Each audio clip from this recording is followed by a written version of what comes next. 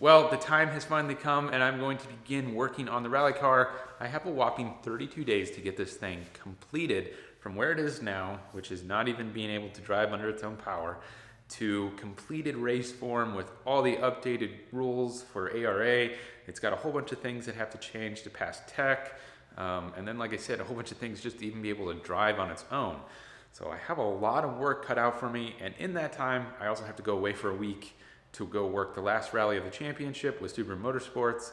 So I'll be in Michigan for a whole week, and effectively that gives me about 26 days to get this thing done. See if I can actually do it. It's gonna be a crap ton of work, and yeah, I just need to stop talking about it and get started on it right away. So if you haven't seen that video that I posted on all the work that I actually need to do to get this thing up to spec and driving again, you can go check that out. I pretty much detailed everything that we got to do. But for this video, we're going to pull the hood off. We don't need it on. It's just going to get in our way for this. And I'm replacing this hood anyway. It's all banged up, completely rusted out, as you can see. Holes in it everywhere. I did a real bad job mounting the hood pin catches as well because I had to do it super quick. Conveniently, I also was in a time crunch to get that rally done. I also got to fix up some of this damage. Then we're going to move inside here. Gonna get the dash out. It's kind of just floating in there right now, and then we're gonna start cleaning up all this wiring, try to finish up the battery cables because we are relocating the battery from inside the engine bay to in here.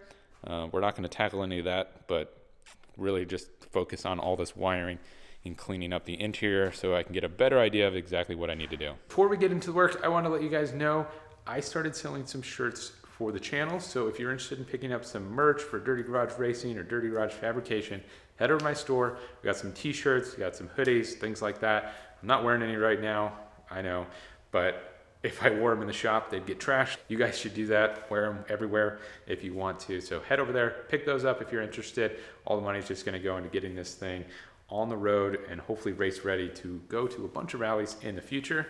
I'm also trying something a little bit different with my editing style in this one, where doing a little more of like a voiceover, I guess, over the sped up scenes. If you like it, let me know. If you hate it, let me know too, and I'll change it up. If you have any suggestions, I'm still kind of dialing how I want to edit all the videos in the future.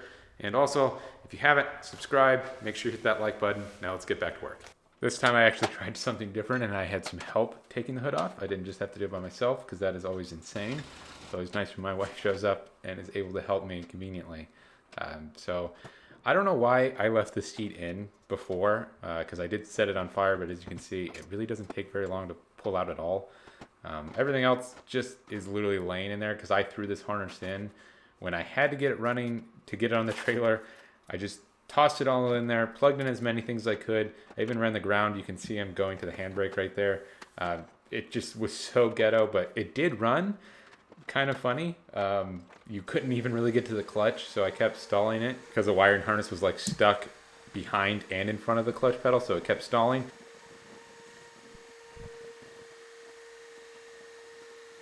Now that I've got it cleaned up, it's going to be a little bit easier for me to figure out what I need to do first. So I think taking care of the passenger side wiring harness and bulkhead portion of that harness and getting it all situated and running all the way back with this mess. So we're going to just take care of that real quick. Get all that zip tied exactly where it's going to go and live forever. I was going to resheath it, but there's no point to adding any more things to my already long list. And then we'll get the ECU mounted up. I have it coming up here as opposed to the stock location, which was down there on like the floorboard / firewall. It's just a lot better to get it out of the floorboard because there's nothing protecting it anymore because all that's removed. So you don't have to worry about it getting wet or anything like that. And then we'll move on to that rat's nest over there on the driver's side, and we'll figure that out once we get there. Now is the real fun part of getting all the wiring situated in a car with a full cage. This is one of those things that you want to just be able to do once and never really touch again unless there's a problem. The issue is, though, that there's so many unused connectors in this car because obviously I'm not using a lot of the same things like AC, cruise control, ABS, airbags, stuff like that. I don't have any of those components, but the plugs are still there, so it's kind of confusing when you're going through trying to figure out where everything goes because there's so much unused stuff. And there's a lot of connectors that look the same.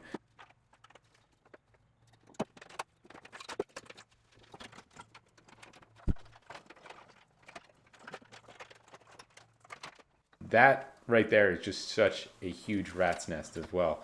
I had so much weird stuff going on because I had to kind of cobble some of my wiring together to get it to run. But once I got it to run, obviously it worked enough to get on the trailer. But figuring out what the heck I did and getting it all routed to the right spot was definitely a pain. This is definitely where those unused connectors are just in a huge abundance, because obviously that's like where they all come into play and plug into usually their sensors or the ECU or the fuse box, stuff like that. All the airbag stuff goes through there, and it makes for a huge mess of wiring.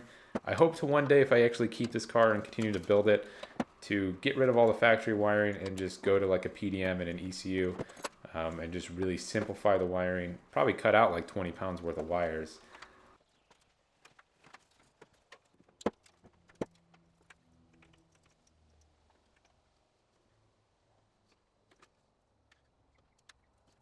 Well, I've got the harness routed everywhere that it needs to go right now.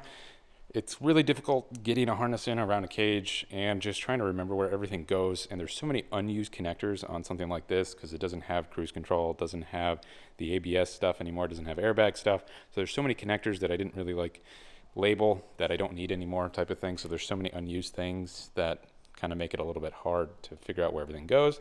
But I think I got it all done. The last major thing is going to be finishing up this part right here.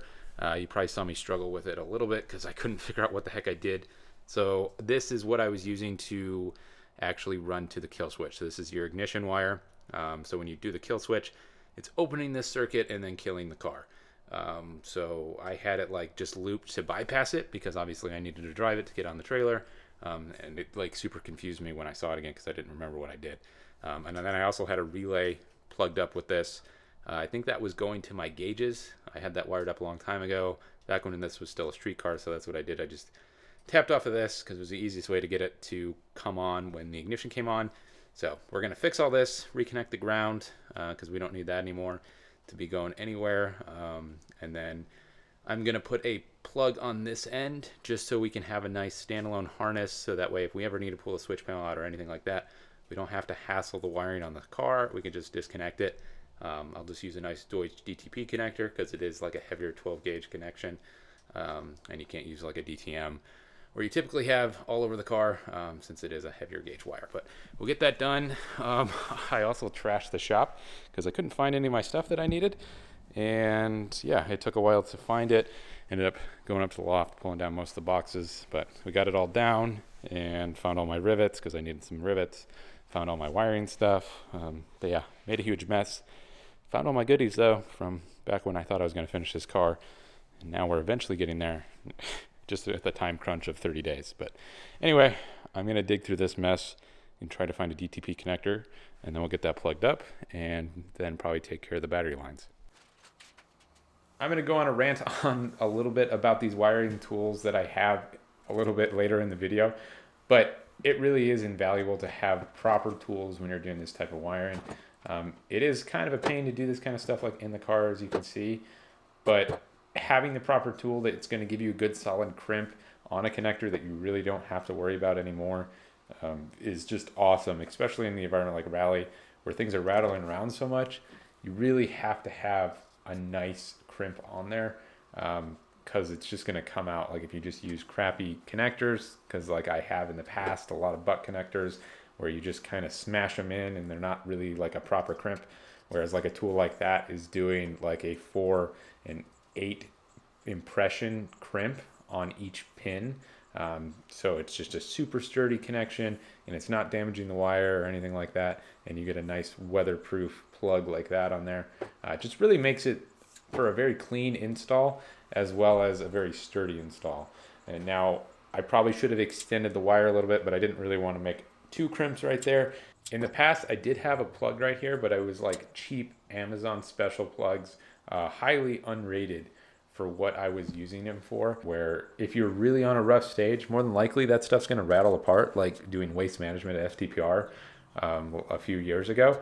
A lot of those connections would have started coming loose, and they did, which became very apparent at the next rally where we were in Florida doing the rallycross, and I had a whole bunch of wiring issues where things were losing power, going over the bumps, things like that. And just using the right stuff really makes a huge difference, and I'm slowly starting to do that.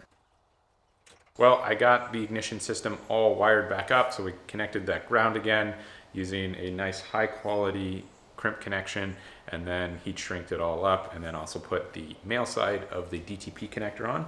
So now all I have to do is make a little harness going to the kill switch, and we'll be done with that. Which is nice. It'll be nice and clean, able to be disconnected if I need to pull the switch panel out in the future and leave the bulkhead harness in, because that's the goal.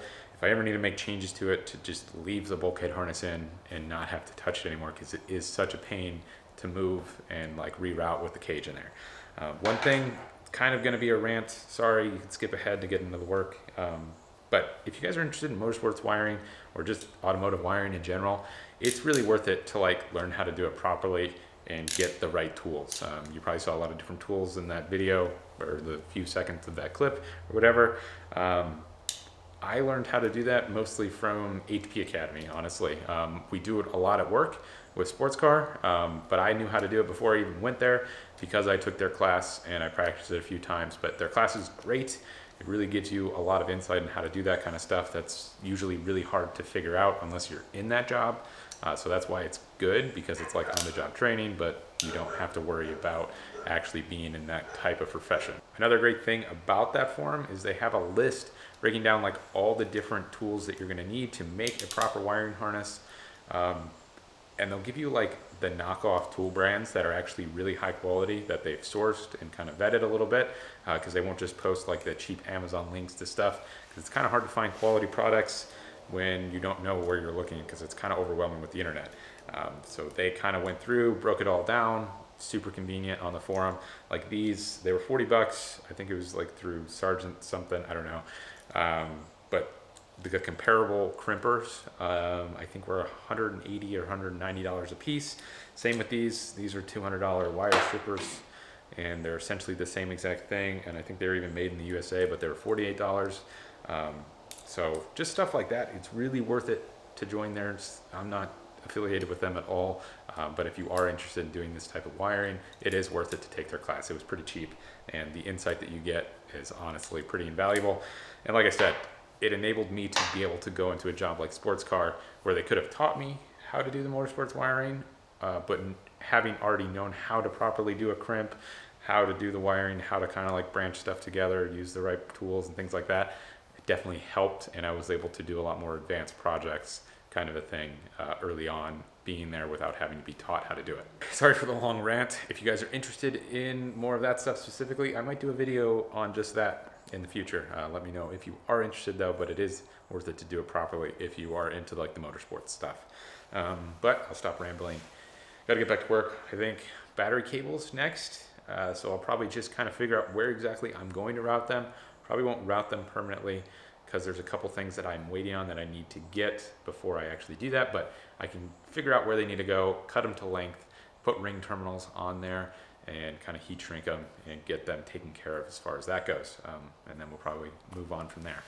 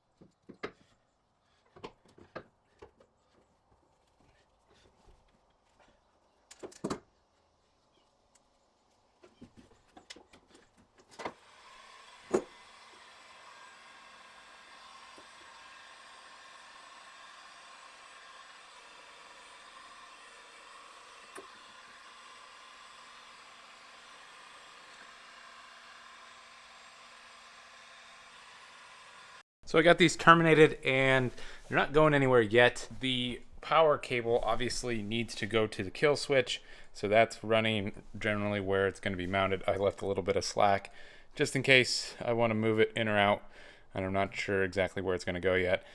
I'm also going to put like a block for like a ground bus bar. So that's where that's going to go. It's going to go there first and then have a big cable going from there to the battery, which is going to be somewhere around here. So that's about as far as I can go now because I don't have a bus bar for the ground. I do somewhere in all my mess of stuff, but I can't find it. So I'm going to order a different one and we're going to do that. And I don't want to do the kill switch right now anyway, just because I want to wait till I'm doing the switch panel and like build the thing. It doesn't make sense to wire it all up and then have to take it apart. I was going to get like the heater core and fan blower installed, but I don't have the stuff to do that. So I got to order some fittings and things like that to get that done. So that sucks. I already made most of the mounting for it, obviously, as you can kind of see like the weird bars and stuff. I made that a long time ago. That's holding the fan box slash heater core because I got rid of the whole factory system. So all that's going to be open now, which is really convenient. But because of that, I've got a lot of creativeness that I'm going to have to do to get that to work. Well, it was kind of a crap video. Sorry for that. I really didn't get that much done, but the good thing is I broke the seal and I started working on the car. Even though I did the update video a little while ago, I haven't really done any work to the car. I just kind of pulled everything out, got kind of overwhelmed with the amount of work that I had to do, and then got busy with a whole bunch of other stuff. So the good thing is I started, I figured out kind of a plan of what to do next. So we're gonna do the battery box next, shift linkage. Both of those should be fairly easy projects to do, kind of fun fabricating stuff. And then from there, I should have the parts that I need to finish up the heater box, as well as like the wiring, things like that. So we'll get all of the inside done. And once we do that, the car will be able to run, and we'll probably start working on the standalone wiring harness, because I'm gonna put like an auxiliary fuse box in there just for all the standalone wires. So for like the stage lights, the horn, the interior lights, everything that I'm adding to it is, like I was saying, going to be separate from the original harness, so that way I'm not tapping in anything. It can be unplugged and it kind of stays nice and tidy, and I don't have to worry about issues with the stock wiring harness. Once I get it to that point, probably brakes and then moving on to the engine bay and things like that. Honestly, just getting it running and getting it to that point and being able to get the dash back in, things like that, it's going to be a huge milestone, and it's going to really kind of like lessen the workload. There's still a crap ton of stuff to do. It's kind of insane the amount of stuff that I have left. I honestly don't know if I'm going to make it to this rally based on the fact that I have just an insane list. And really, if I knock out a project a day, that wouldn't even be enough.